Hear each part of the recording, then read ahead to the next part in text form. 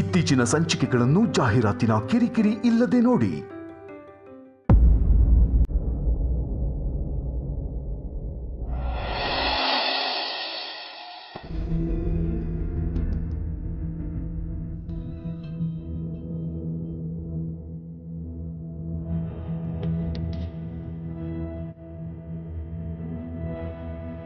ವಾಸು, ಇನ್ನೂ ಎಷ್ಟು ದಿನ ಅಂತ ಈ ಥರ ಶಿಕ್ಷೆ ಕೊಡ್ತೀಯ ವಾಸು? ಒಂದು 5 ನಿಮಿಷ ನನ್ನ ಮಾತು ಕೇಳ್ತೀಯಾ? ಈ ಥರ ಇದ್ದು ಸಾಕಾಗಿದೆ ಬಾಸು, ಪ್ಲೀಸ್. ಒಂದು ಪಕ್ಷ ನೀನು ಬೈದ್ರೆ ತಡ್ಕೊತೀನಿ, ಆದರೆ ಈ ಥರ ದಯವಿಟ್ಟು ನೆಗ್ಲೆಕ್ಟ್ ಮಾಡಬೇಡ ಪ್ಲೀಸ್ ಬಾಸು. ನೋಡು, ನಾನು ಮಾತಾಡ್ತಾನೆ ಇದ್ದೀನಿ, ನೀನು ಸುಮ್ಮನೆ ಇದೆಯಾ? ಪ್ಲೀಸ್ ಮಾತಾಡು ಬಾಸು. ಅಟ್ಲೀಸ್ಟ್ 5 ನಿಮಿಷ ನನ್ನ ಮಾತಾದ್ರೆ ಕೇಳು ಪ್ಲೀಸ್. ಏನು ಮಾತಾಡ್ಬೇಕು 5 ನಿಮಿಷ ನಿನ್ನ ಜೊತೆ? ಹಾಂ, ಅವತ್ತು ನೀನು ಹಾಗೆ ಮಾತಾಡಿದ್ದಕ್ಕೇನೆ ಅಮ್ಮ ಮನೆಯಿಂದ ಆಚೆ ಹೋಗಿದ್ದು, ಅದಕ್ಕೆ ಅವ್ರಿಗೆ ಆಕ್ಸಿಡೆಂಟ್ ಆಗಿದ್ದು ಅಂತ ಹೇಳ್ತೀಯಾ? ಅಥವಾ ಇನ್ಶೂರೆನ್ಸಿಂದ ಅವ್ರ ಹೆಸರು ತೆಗೆದೆ ಅಂತ ಹೇಳ್ತೀಯಾ? ನಾನು ನಿನಗೆ ಅವತ್ತೇ ಹೇಳಿದ್ದೆ, ಅಮ್ಮಂಗೆ ಏನಾದರೂ ಅಪಾಯ ಆದರೆ ನಾನು ನಿನ್ನನ್ನು ಕ್ಷಮಿಸಲ್ಲ ಅಂತ. ಬಸು ಪ್ಲೀಸ್. ಅದೆಲ್ಲ ಹೋಗಲಿ, ಅಮ್ಮ ನಿನ್ನ ಜೊತೆ ನಾರ್ಮಲ್ ಆಗಿರೋದಕ್ಕೆ ಟ್ರೈ ಮಾಡ್ತಾ ಇದ್ದಾರೆ. ನೀನು ಇಷ್ಟೆಲ್ಲ ನೋವು ಕೊಟ್ರು ಎಲ್ಲ ಮರೆತು ನಿನಗೆ ಊಟ ಬಡಿಸೋದಕ್ಕೆ ಬಂದರು, ನಗ್ನಾಗ್ತಾ ಇರೋದಕ್ಕೆ ನೋಡಿದ್ರು. ಆದರೆ ನೀನು ತಪ್ಪು ತಿಳ್ಕೊಂಡಿದ್ಯಾ ವಾಸು? ನಾನು ತಪ್ಪು ತಿಳ್ಕೊಂಡಿಲ್ಲ, ನೀನು ತಪ್ಪು ಮಾಡ್ತಾ ಇದೆಯಾ. ಇಷ್ಟಾದ ಮೇಲೂ ಅಮ್ಮ ಏನೋ ತಪ್ಪು ಮಾಡಿದ್ದಾರೆ ಅನ್ನೋ ಥರ ಅವರನ್ನೇ ಕೋಪದಲ್ಲಿ ನೋಡ್ತಾ ಇದೆಯಲ್ಲ. ಆ ಸಂಧ್ಯನ ಮಾತು ಕೇಳಿಕೊಂಡು ನೀನು ಇಷ್ಟೆಲ್ಲ ಮಾಡ್ತಾ. ಸಾಕು ಸಿರಿ, ಪ್ಲೀಸ್. ನೀನು ಹೇಳಿದ ಸತ್ಯ, ನಾನು ತಪ್ಪು ಮಾಡಿದೆ. ಆದರೆ ನನ್ನ ಮನಸ್ಸಲ್ಲಿ ಅಮ್ಮನ ಬಗ್ಗೆ ಯಾವ ಕೋಪನೂ ಇಲ್ಲ ಸಿರಿ. ಕೋಪ ಮಾಡ್ಕೊಳ್ಳೋ ಹಕ್ಕು ನನಗಿಲ್ಲ ಅಂತ ಗೊತ್ತಾಗಿದೆ. ಅವ್ರ ಬಗ್ಗೆ ನನ್ನ ಮನಸ್ಸಲ್ಲಿರೋದು ಪಶ್ಚಾತ್ತಾಪ, ಗಿಲ್ಟ್ ಸಿರಿ.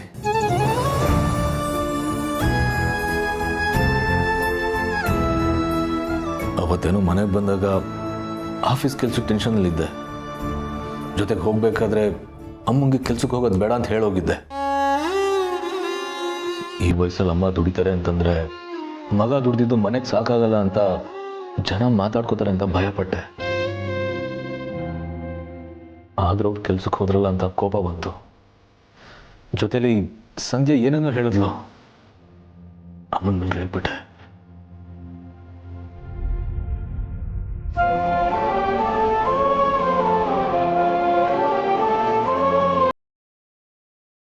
ನಂಗೆ ಅಮ್ಮನ ಮೇಲೆ ಯಾವ ಕೋಪನೂ ಇಲ್ಲ ಸಿರಿ. ತಾತ ಹೇಳಿದಾಗೆ ನಾನು ಯಾವ ಕೆಲಸನೂ ಸರಿಯಾಗಿ ನಿಭಾಯಿಸಿಲ್ಲ ಅಂದಮೇಲೆ ನನಗೆ ಕೋಪ ಮಾಡ್ಕೊಳ್ಳೋ ಹಕ್ಕು ಎಲ್ಲಿಂದ ಬರುತ್ತೆ ಹೇಳು? ಮಗನಾಗಿ ನಾನು ಫೇಲ್ ಆಗ್ಬಿಟ್ಟೆ.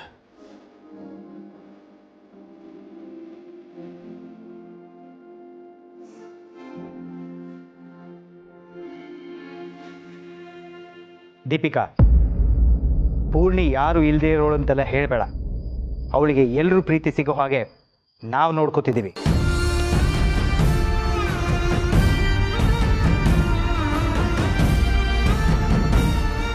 ಇವಳು ನಿನ್ನ ಅಕ್ಕ ಆಗೋಳು.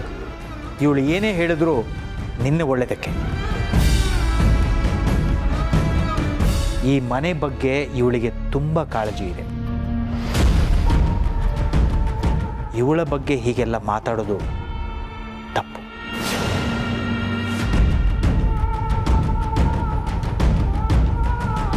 Deepika, have you lost your mind? ಎಲ್ಲಿದ್ದೀನಿ, ಏನು ಮಾತಾಡ್ತಾ ಇದ್ದೀನಿ, ಯಾರ ಜೊತೆ ಮಾತಾಡ್ತಾ ಇದ್ದೀನಿ ಅನ್ನೋ ಗಮನ ಇದೆಯಾ ನಿನಗೆ?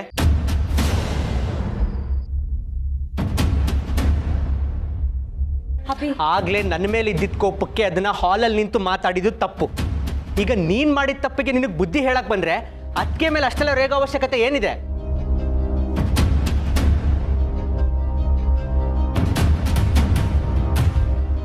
ಇವಾಗ ಈ ವಿಚಾರ ಎಲ್ರ ಮುಂದೆ ತೆಗಿತಾ ಇದೆಯಾ ಅನ್ನೋ ಕಾರಣಕ್ಕೆ ಹೇಳ್ತಾ ಇದ್ದೀನಿ, ಕೇಳಿಸ್ಕೊ. ಸಂಜೆ ನೀನೇ ಹೇಳ್ದೆ ಅಲ್ವಾ, ನನ್ನ ಹಿಂದೆ ಬಿದ್ದಿದ್ದು, ನನ್ನ ಮದುವೆ ಆಗುವಂತ ಒತ್ತಾಯ ಮಾಡಿದ್ದು ನೀನೇ ಅಂತ. ಅದು ನಿಜ.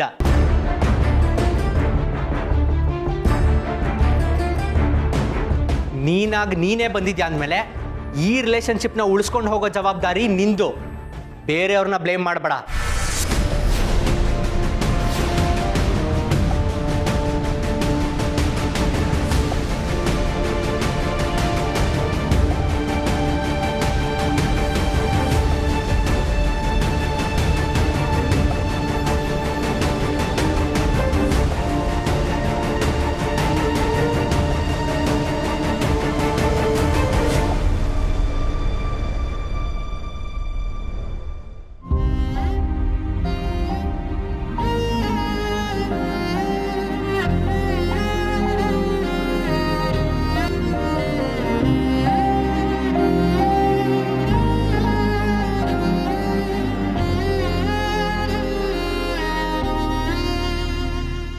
ದೀಪಿಕಾ, ಬಂದು ಊಟ ಮಾಡಿ ನಡಿ. ಇಷ್ಟೆಲ್ಲ ಆದ್ಮೇಲೆ ನಾನು ಊಟ ಮಾಡಬೇಕಾ? ಇಷ್ಟು ಮಾಡಿದ್ದು ನೀನು. ಬಟ್ ಅಭಿ, ಅವನು ಈ ಥರ ಎಲ್ಲ ಮಾತಾಡ್ಬೋದಾ?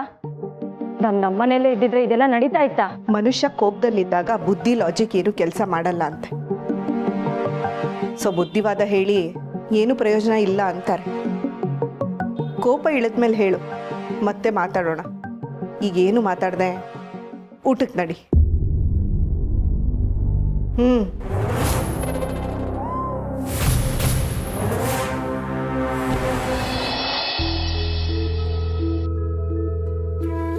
ಸಮರ್, ನೀನು ಗಿಲ್ಟಿಂದ ಅಮ್ಮನ ಹತ್ರ ಮಾತಾಡ್ತಿಲ್ಲ ಅನ್ನೋ ವಿಷಯ ನನಗೆ ಗೊತ್ತಿರಲಿಲ್ಲ ಕಣೋ.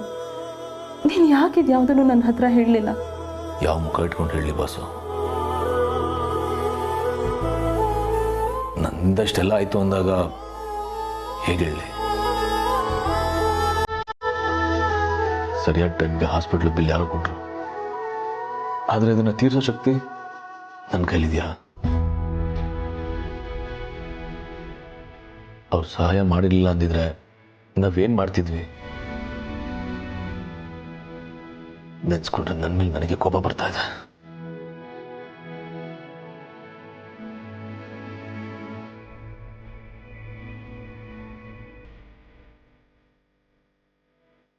ಅಂದರೆ ಪಾಪು ಪಶ್ಚಾತ್ತಾಪ ಪಡ್ತಾ ಇದ್ದಾನ? ಅವನಿಗಿನ್ನೂ ನನ್ನ ಮೇಲೆ ಕೋಪ ಇದೆ ಅಂದ್ಕೊಂಡು ಮಾತಾಡ್ಸೋಕ್ಕೆ ಬಂದೆ ನಾನು. ಆದರೆ ಇದನ್ನೇ ಅಮ್ಮನ ಹತ್ರ ಮಾತಾಡೋ ಸಮರ್, ಅವ್ರು ಅರ್ಥ ಮಾಡ್ಕೊಳ್ತಾರೆ. ಆದರೆ ನೀನೇನು ಹೇಳದೇ ಇದ್ರೆ ಅವ್ರಿಗೂ ಒಂಥರ ಅನ್ಸುತ್ತೆ ಅಲ್ವಾ? ಹೇಗೆ ಹೇಳಲಿ ಸಿರಿ? ಅವ್ರು ಅರ್ಥ ಮಾಡ್ಕೊಬೋದು, ಮಗ ಅನ್ನೋ ಕಾರಣಕ್ಕೆ ನನ್ನನ್ನು ಕ್ಷಮಿಸ್ಬೋದು. ಆದರೆ ನಾನು ಕೊಟ್ಟಿರೋ ನೋವು ಹಾಗೆ ಇರುತ್ತಲ್ವಾ?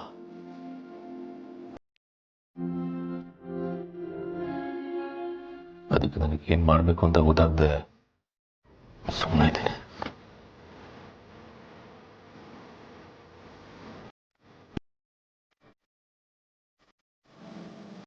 ದೇವ್ರು ಕ್ಷಮಿಸ್ದೇ ಇದ್ರು ತಾಯಿ ಕ್ಷಮಿಸ್ತಾಳಂತೆ ಕಣೋ.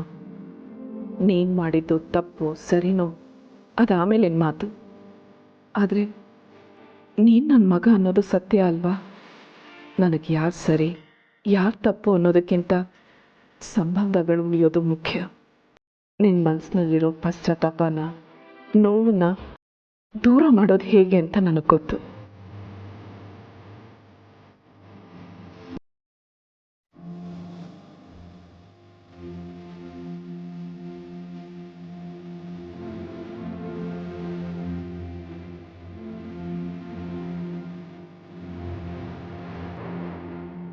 ಬಾಸು, ಅಮ್ಮನ ಹಾಸ್ಪಿಟಲ್ ಬಿಲ್ ಯಾರು ಕಟ್ಟಿದ್ರು ಅಂತ ತಿಳ್ಕೊಂಡು ಅದನ್ನು ನಾನೇ ತೀರಿಸ್ತೀನಿ. ಆಫೀಸಲ್ಲಿ ಅಭಿಜಿತ್ ಅವರು ಹೊಸ ಕಂಪ್ನಿನ ಸ್ಟಾರ್ಟ್ ಮಾಡ್ತಾ ಇದ್ದಾರೆ. ಅದಕ್ಕೆ ನಮ್ಮ ಕಂಪ್ನಿ ಎಂಪ್ಲಾಯೀಸ್ನ ಹೈರ್ ಮಾಡ್ತಾ ಇದ್ದಾರೆ. ಅವ್ರ ಜೊತೆ ಮಾತಾಡಿ ಅದಕ್ಕೆ ಜಾಯ್ನ್ ಆಗ್ತೀನಿ. ಸ್ಯಾಲ್ರಿ ಸ್ವಲ್ಪ ಜಾಸ್ತಿ ಸಿಗುತ್ತೆ.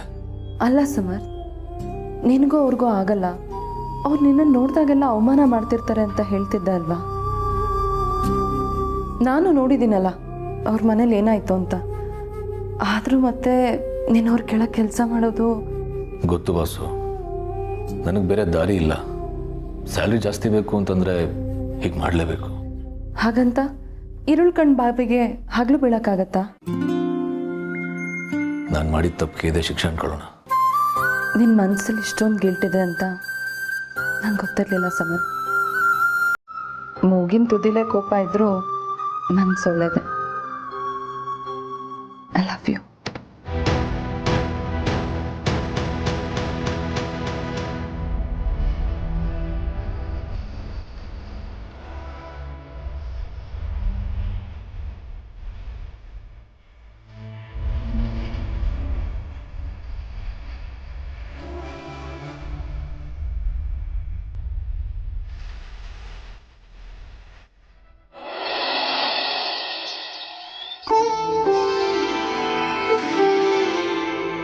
ನಾರಾಯಣ ಪರಮಾತ್ಮ. ಅರೆ ಇದೇನಿದು? ಎಲ್ಲ ತುಳಸಿ ಇಡೋ ಥರನೇ ಇಟ್ಟಿದ್ದಾಳಲ್ಲ. ಸೋಗಲಾಡಿ ಇಷ್ಟು ಬೇಗ ಎಲ್ಲ ಕಲ್ತ್ಬಿಟ್ಲ. ಮಾವ ತಗೊಳ್ಳಿ. ಬೇರೆ ಏನಾದರೂ ಬೇಕಿತ್ತ ಮಾವ? ಅಲ್ಲ ತುಳಸಿ, ನೀನು ರೆಸ್ಟ್ ತಗೊಳ್ಳೋದು ಬಿಟ್ಟು ಇಷ್ಟು ಬೇಗ ಎದ್ದು ಬಿಟ್ಟಿದೀಯಲ್ಲ. ನಿನ್ನೆ ಹಗಲೆಲ್ಲ ಮಲ್ಗೆ ಇದ್ನಲ್ಲ ಮಾವ, ಈಗ ನಿದ್ದೆ ಬರಲಿಲ್ಲ, ಅದಕ್ಕೆ ಎದ್ಬಿಟ್ಟೆ. ಒಟ್ಟಿನಲ್ಲಿ ನಿನಗೆ ಸುಮ್ಮನೆ ಕೂತ್ಕೊಳ್ಳೋದಕ್ಕೆ ಆಗೋಲ್ಲ ಸರಿ, ಗಂಧದ ಕಡ್ಡಿಯಲ್ಲಿ ಪೂಜೆ ಟೈಮ್ಗೆ ಗಂಧದ ಕಡ್ಡಿ ಸರಿಯಾಗಿ ಇಡಬೇಕು ಅನ್ನೋದು ಗೊತ್ತಾಗಲ್ವಾ? ಇಷ್ಟು ವರ್ಷ ಆಯಿತು. ಮಾವ ಇಲ್ಲೇ ಕರ್ಪೂರದ ಪಕ್ಕನೇ ಇದೆ. ಓ, ಇಲ್ಲೇ ಇದೆಯಾ? ಸರಿ ಬಿಡು. ನೀನು ಹೋಗಿ ರೆಸ್ಟ್ ತಗೋ, ನನಗೇನಾದ್ರು ಬೇಕಾದ್ರೆ ಹೇಳ್ತೀನಿ. ಸರಿ ಮಾವ.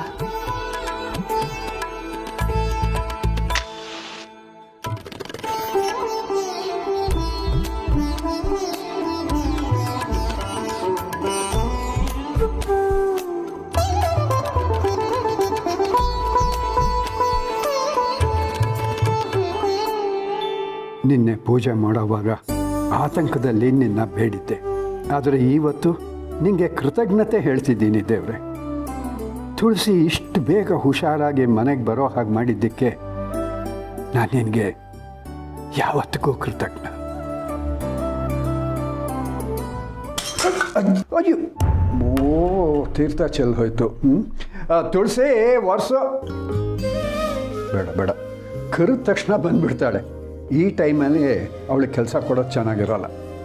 ನಾನೇ ಹೋಗ್ತಾ ಇರ್ತೀನಿ. ಛೇ, ಎಷ್ಟು ಸಲ ಹೇಳಿದ್ದೀನಿ ಮನೇಲಿ ಇರ್ತಾ ಫೋನ್ ಮಾಡಬೇಡ ಅಂತ, ಮತ್ತೆ ಮತ್ತೆ ಮಾಡ್ತಾನೆ.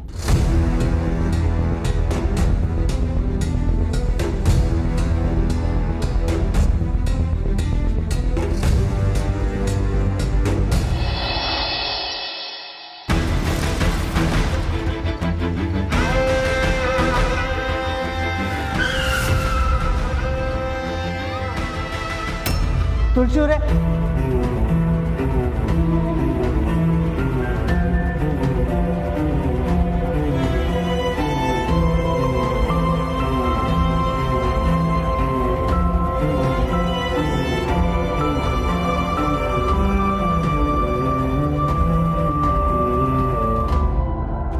ಮಾವ ಏನಾಯ್ತು? ನಾನು ಈಗ ತಾನೇ ಎದ್ದು ರೆಡಿಯಾಗಿ ಕೆಳಗಡೆ ಬರ್ತಿದ್ದೆ, ನೀವು ಕೂಗ್ದಾಗಾಯ್ತು, ಅದಕ್ಕೆ ಬಂದೆ. ಕೆಟ್ಟ ಕನ್ಸ ಮಾವ?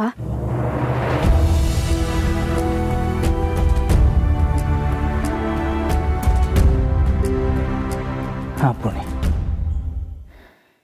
ಏನೋ ಕೆಟ್ಟ ಕನಸು. ತುಳಸಿಯವರು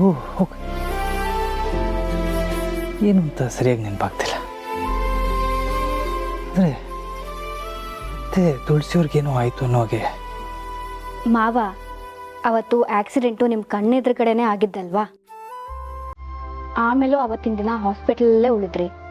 ಅದಕ್ಕೆ ಸ್ವಲ್ಪ ದಿನ ಹೀಗೆ ಮನಸ್ಸಿಗೆ ಆತಂಕ ಆಗ್ತಿರುತ್ತೆ. ಟೆನ್ಷನ್ ಮಾಡ್ಕೋಬೇಡಿ.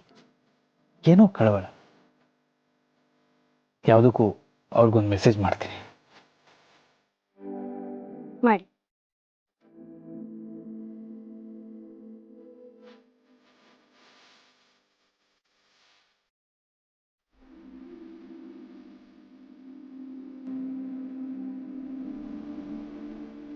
ಇನ್ನು ಸ್ವಲ್ಪ ಹೊತ್ತು ಮಲ್ಕೊಳ್ಳಿ ಮಾವ, ನಾನು ಹೋಗಿರ್ತೀನಿ. ಪೂರ್ಣಿ, ಹೇಳಿ ಮಾವ. ನಿನ್ನೆ ದೀಪಿಕಾ ಹಾಗೆ ಮಾತಾಡಬಾರ್ದಿತ್ತು. ನೀನು ಬೇಜಾರು ಮಾಡ್ಕೋಬೇಡ. ನನಗೇನು ಬೇಜಾರಿಲ್ಲ ಮಾವ. ನೀವೆಲ್ಲರೂ ನನ್ನ ಎಷ್ಟು ಚೆನ್ನಾಗಿ ನೋಡ್ಕೊಳ್ತೀರಂತ ನನಗೆ ಗೊತ್ತಲ್ವಾ. ಇನ್ನೂ ಚಿಕ್ಕವಳು, ಹೋಗ್ತಾ ಹೋಗ್ತಾ ಅವಳಿಗೆ ಗೊತ್ತಾಗುತ್ತಲ್ವಾ. ನೀವೀಗ ರೆಸ್ಟ್ ಮಾಡಿ. ನಿನ್ನೆ ಹಾಸ್ಪಿಟ್ಲಲ್ಲೂ ನೀವು ಮಲಗಿರಲ್ಲ. ಬೇಕಿದ್ರೆ ನಾನಿವತ್ತು ತುಳಸಿ ಅಮ್ಮನ ಮನೆಗೆ ಹೋಗಿ ಅವ್ರು ಹೇಗಿದ್ದಾರೆ ಅಂತ ನೋಡ್ಕೊಂಡು ಬರ್ತೇನೆ. ಇಲ್ಲ, ನಾನೇ ಹೋಗಿ ಬರ್ತೀನಿ ಅಂತ ಹೇಳಿದ್ದೀನಿ. ಮಹೇಶನ್ ನೋಡಿಕೊಂಡು ತುಳಸಿಯವ್ರ ಮನೆಗೆ ಹೋಗಿ ಬರ್ತೇನೆ. ಕುಡಿ ಮಾವ, ಹೋಗ್ತಾ ತಿಂಡಿ ತಿನ್ಕೊಂಡು ಹೋಗಿ. ತುಳಸಿ ಅಮ್ಮನ ಬಗ್ಗೆ ನೀವು ಕೇರ್ ತೋರಿಸೋದು ನೋಡಿದ್ರೆ ನಿಜವಾಗ್ಲೂ ಖುಷಿ ಆಗುತ್ತೆ ಮಾವ.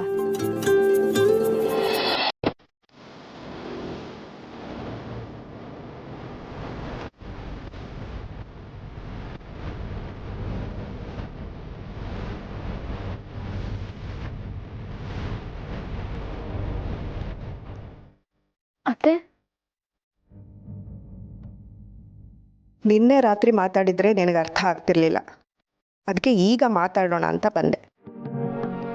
ನಿನ್ನನ್ನು ಈ ಮನೆಗೆ ಕರೆಸ್ಕೊಂಡಿದ್ದು ಟ್ರಸ್ಟ್ ಬಿಲ್ಡ್ ಮಾಡ್ಕೊ ಅಂತ. ಆದರೆ ನಿನ್ನೆ ಮಾಡಿರೋ ಕೆಲಸದಿಂದ ಇರೋ ವಿಶ್ವಾಸನೂ ಕಳ್ಕೊಂಡಿದ್ಯಾ. ನಾನೇನು ಮಾಡಲಿ ಅತ್ತೆ? ಅಪೂರ್ಣಿ ಅನ್ನೆಸೆಸರಿ ನನ್ನ ವಿಷಯದಲ್ಲಿ ಇಂಟರ್ಫಿಯರ್ ಆಗ್ತಾರೆ. ನಾನೇನು ಕೇಳಿದ್ನ ಅವ್ರಿಗೆ ನನಗೆ ಸಜೆಷನ್ ಕೊಡಿ ಅಂತ. ಕೋಪ ಬಂತು, ಅದಕ್ಕೆ ಮೈಂಡ್ ಯುವರ್ ಬಿಸ್ನೆಸ್ ಅಂತ ಇಂಡೈರೆಕ್ಟಾಗಿ ಹೇಳಿದೆ ಅಷ್ಟೇ. ಕೋಪ ಬಂತು ಅಂತ ಬಾಯಿಗೆ ಬಂದಿದ್ದೆಲ್ಲ ಮಾತಾಡೋದನ್ನು ಸ್ಮಾರ್ಟ್ನೆಸ್ ಅನ್ನಲ್ಲ. ನೋಡು, ಈಗ ನಿನ್ನ ಹತ್ರ ಮಾತಾಡೋದಕ್ಕೆ ನನಗೆ ಜಾಸ್ತಿ ಟೈಮ್ ಇಲ್ಲ. ಈಗ ನೀನು ನಿನ್ನೆ ಮಾಡಿರೋ ಡ್ಯಾಮೇಜನ್ನು ಸರಿ ಮಾಡ್ಕೊಳಕ್ಕಿರೋದು ಒಂದೇ ದಾರಿ. ಹೇಳಿ ಅತ್ತೆ. ಪೂರ್ಣಿ ಹತ್ರ ಕ್ಷಮೆ ಕೇಳಬೇಕು. ವಾಟ್? ಕ್ಷಮೆನಾ? ನಾನಾ? No way. ನಾನು ಯಾವುದೇ ಕಾರಣಕ್ಕೂ ಅವಳನ್ನು ಸಾರಿ ಕೇಳೋದು ಚಾನ್ಸೇ ಇಲ್ಲ. ಅಷ್ಟಕ್ಕೂ ನಾನೇನು ತಪ್ಪು ಮಾಡಿದೆ ಅಂತ ಕ್ಷಮೆ ಕೇಳಬೇಕು? ಈ ದೀಪಿಕಾ ಅಂದರೆ ಜನಾರ್ದನ್ ಮಗಳು. ನಾನು ಹಾಗೆಲ್ಲ ಕ್ಷಮೆ ಕೇಳಲ್ಲ. ಈ ಶಾರ್ವರಿ ಮಾತಿಗೆ ಇಲ್ಲ ಅನ್ನೋದಕ್ಕೆ ಜನಾರ್ದನಿಂದನೇ ಸಾಧ್ಯ ಇಲ್ಲ. ಅಂಥದ್ರಲ್ಲಿ ಅವನು ಮಗಳು ನೀನು. ನೋಡು, ನೀನು ಈ ಮನೆ ಸೊಸೆ ಆಗೋಳು. ಬೇರೆಯವ್ರ ಕಣ್ಣಲ್ಲಿ ಹೋಗಲಿ, ಅಭಿ ಕಣ್ಣಲ್ಲಿ ಒಳ್ಳೆಯವಳು ಅನ್ನಿಸ್ಕೋಬೇಕು ಅಂತ ಆಸೆ ಇದ್ದರೆ ಕ್ಷಮೆ ಕೇಳು. ಇಷ್ಟು ಹೇಳಿದ ಮೇಲೂ ನಿನಗೆ ಕ್ಷಮೆ ಕೇಳೋಕ್ಕೆ ಇಷ್ಟ ಇಲ್ಲ ಅಂದರೆ ಪ್ಯಾಕ್ ಮಾಡ್ಕೊ. ಯಾಕೆ ಅಂದರೆ ನೀನು ಹೀಗೆ ಇದ್ದರೆ ಈ ಮನೆಯವರು ನಿನ್ನನ್ನು ಒಪ್ಕೊಳ್ಳಲ್ಲ. ಯೋಚನೆ ಮಾಡು.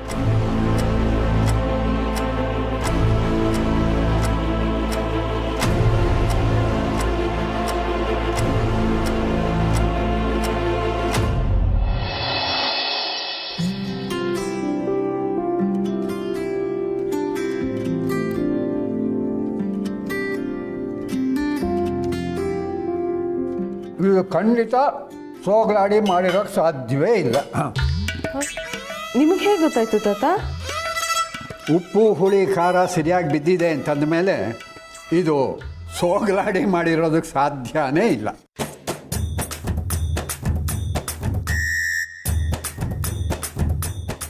ಹಾಗೇನಿಲ್ಲ ಮಾವ, ನಿನ್ನೆ ಎಲ್ಲ ಅವಳೇ ಮಾಡಿದ್ಲು, ಚೆನ್ನಾಗಿತ್ತಲ್ಲ. ಇವತ್ತು ನಾನೇ ಮಾಡೋಣ ಅಂತ ಮಾಡಿದೆ. ಗೊತ್ತು ತುಳಸಿ, ಸುಮ್ಮನೆ ತಮಾಷೆ ಮಾಡಿದೆ. ನೀನು ಸುಮ್ಮನೆ ಕೂತ್ಕೊಳ್ಳೋವಳಲ್ಲ ಅಂತ ಗೊತ್ತು ನನಗೆ.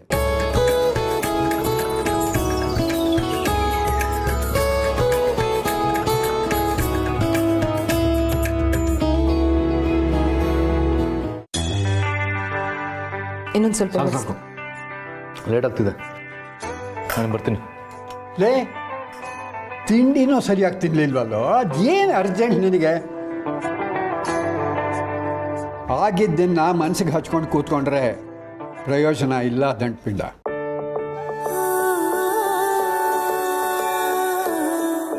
ಪಾಠ ಕಲ್ತಿದ್ದೀಯ ಅಂತ ಆದರೆ ಸಂತೋಷ. ಇನ್ನು ಅಲ್ಲಿಂದ ಮುಂದಕ್ಕೆ ಹೋಗಬೇಕು ಅಷ್ಟೇ. ಇಲ್ಲ ತಾತ, ಆಫೀಸಲ್ಲಿ ತುಂಬ ಕೆಲಸ ಇದೆ, ಪ್ರಿಪೇರ್ ಆಗಬೇಕು.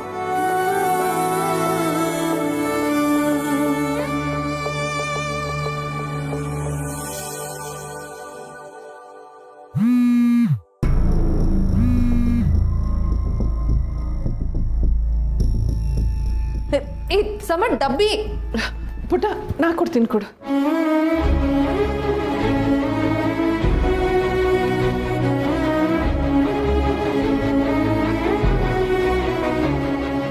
ಪಾಪು, ಪಾಪು ಹೊರಟೆ ಬಿಟ್ನಲ್ಲ.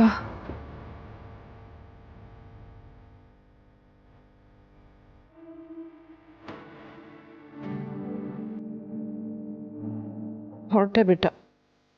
ಅಶೋ, ನಾನು ಆಫೀಸಿಗೆ ತೊಗೊಂಡೋಗಿ ಕೊಡೋಣ ಅಂದರೆ ನಾನು ಬುಕ್ ಸ್ಟೋರಿಗೆ ಬೇರೆ ಹೋಗಬೇಕು.